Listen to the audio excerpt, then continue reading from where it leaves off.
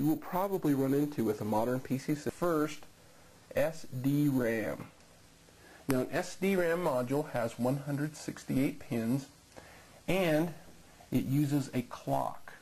Now this clock on the SDRAM module is used to synchronize the memory of the CPU. And as such, you need to select an SDRAM module. If this is the type of module required by your motherboard, you need to select an SDRAM module whose clock speed is the same as the clock speed of your motherboard. Now SDRAM modules came in 3 different speeds. We had 66 megahertz, 100 megahertz, and 133 megahertz. Now the current type of memory module that you'll probably be working with is called DDR SDRAM. It's an enhanced version of the older SDRAM. Now it's got pins in an older SDRAM module. It has 184 pins. The DDR SDRAM module also uses a clock to synchronize itself with the system CPU. And just like with an SDRAM module, the speed of the memory module must match the clock speed of the motherboard. And it's quite a bit more complex than the old SDRAM modules where you had 3 clock speeds. There are a ton of different clock speeds. And to make things even more confusing with DDR-RAM, they gave names to each of the different clock speeds. For example, if you had 266 megahertz motherboard, then you would need a 206 megahertz SDRAM clock. The problem is that they didn't call it 266 megahertz. What they called it was PC2100. So how do you know what to pick? Well, what you do is you take a look at your motherboard and see what type of memory it needs, and then take DDR-RAM and make sure that it's compatible clock speed. Now there's a newer type of memory module on the market now that's an enhanced version of DDR-RAM. It's called DDR2 SDRAM. It is a little bit bigger module. It has 240 pins. DDR2 also uses a clock to synchronize the memory module with the motherboard. It uses the exact same designations as DDR SDRAM uses.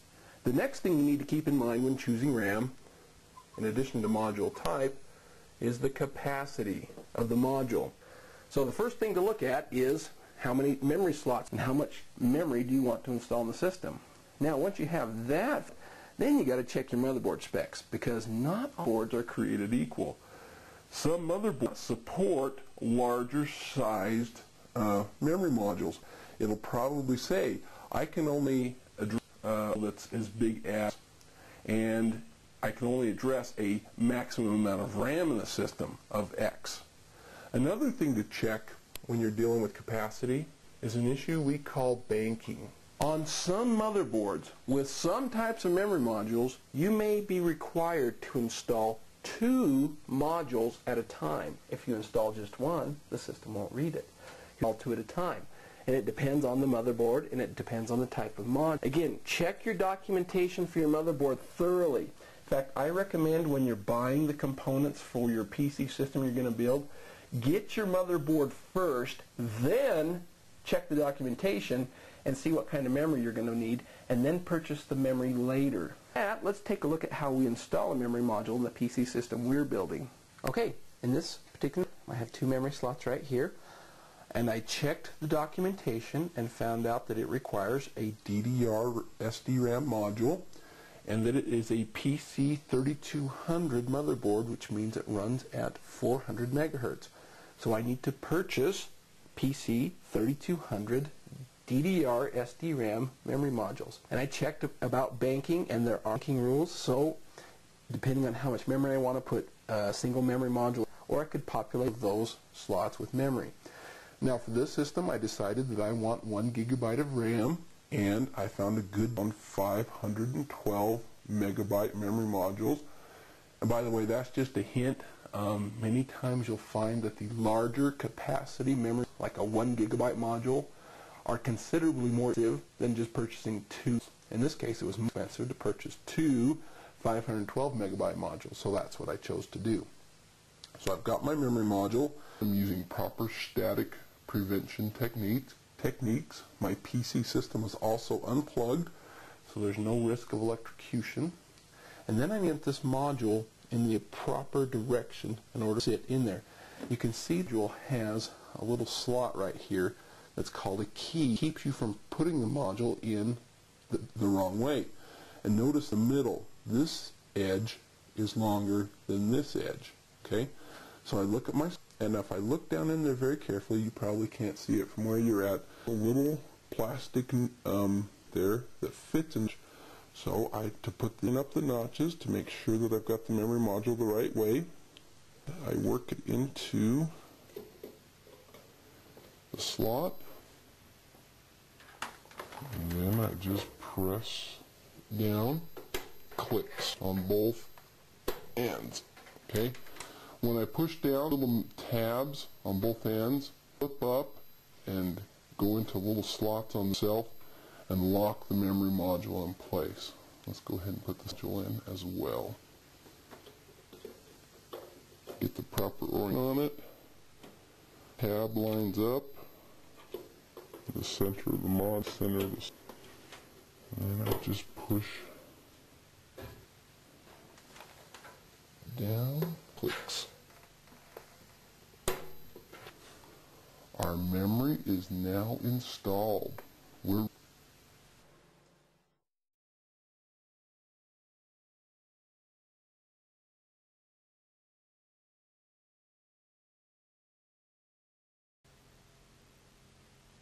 With the CPU installed on the motherboard, the next thing to build our PC is install expansion boards in Exploits.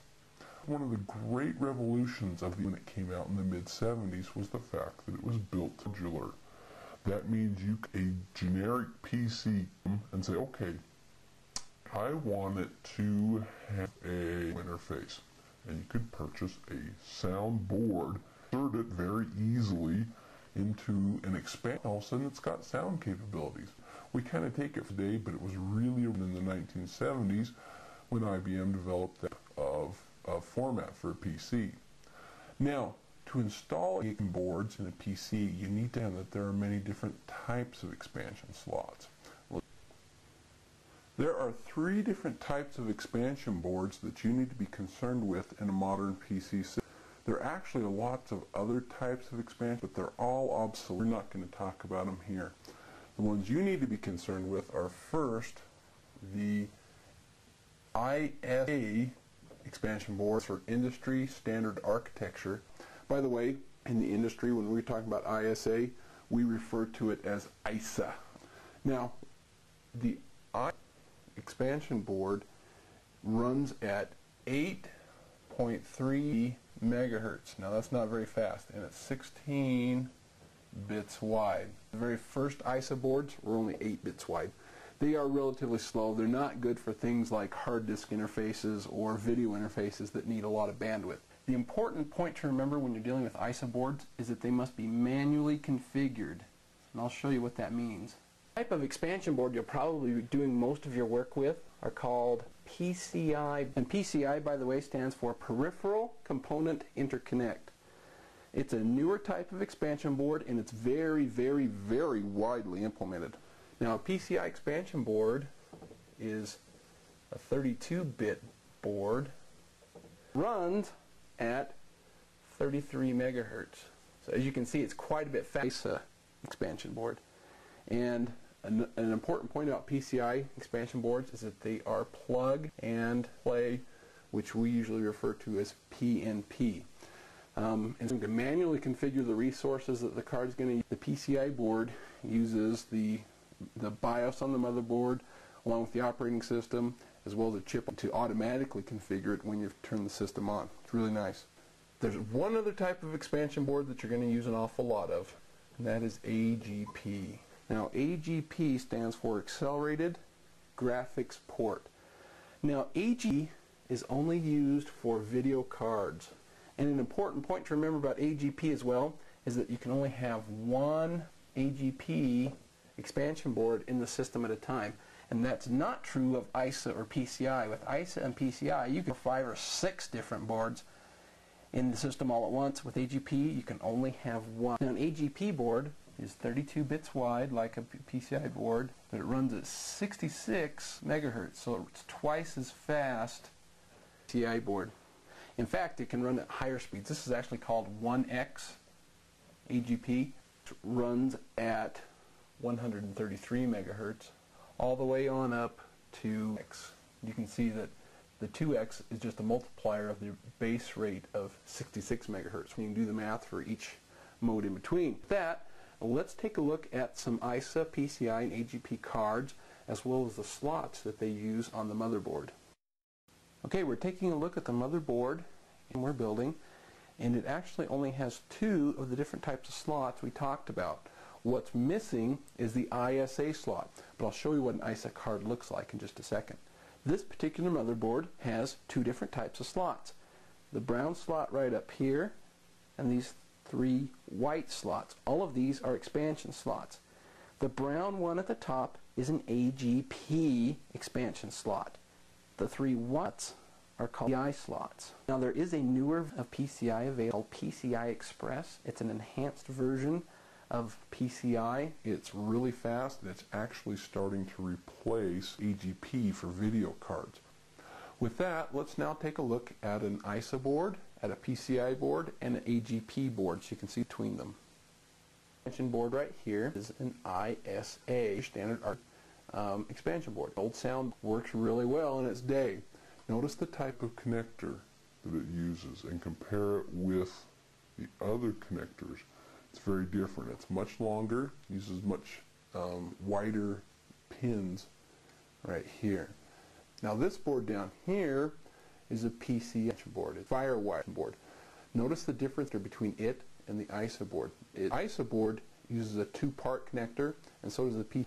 But notice a couple things. Number one, the connector is much shorter as compared with an ISA board. And notice that the connector itself is moved way back on the card as compared with an ISA board. With an ISA board, the connector goes way up to the front of the card. Now, up is an AGP video card. Notice that the connector is very different. It's got 3 parts to it. It's about the same width as a PCI card, just a little bit shorter. But the way the pins are wired, the way that the connector itself is configured is very different from 2. Now, in addition to these types of expansion, you also need to understand that each expansion installed system has to be configured with sets of resources that it can use in order to communicate with the other devices in the system, such as the CPU or with the system memory. These are called the interrupt request channel, the input-output address, as well as memory access, or DMA. The first parameter you need to be concerned is the expansion board's interrupt request channel, or IRQ. Now, the IRQ is the expansion board to get the CPU's attention. The expansion board applies current to the IRQ wire, and it gets the CPU's attention. The CPU can do whatever it is the expansion to do.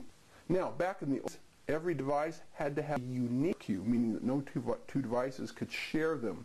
And that is actually still true if you're using an ISA, an ISA board in a system. However, with PCI and AGP boards, they can actually share interrupts. On a modern PC, you have 16 total interrupts that can be used. And some of them are actually used by default. Now, there's a couple of points you need to remember. First of all, you cannot use IRQ and IRQ9 at the same time. Because of the way the motherboards are wired, that's actually the same interrupt channel. In addition, IRQs 0, 1, and 8 are hardwired on the motherboard. No matter what, you cannot use these IRQ channels for some other expansion board. Now, to the IRQ, you also with the I/O address. Now, the I/O address is sometimes also called the port address, or I/O port. Now, the I/O address is kind of like a mailbox in memory for the particular expansion board. It's a place where the CPU can pick up data, expansion board, and a place where the CPU can drop it for the expansion board. On a system, there are actually over 65,000 different port addresses or I/O addresses that the devices in the system can use. Just as with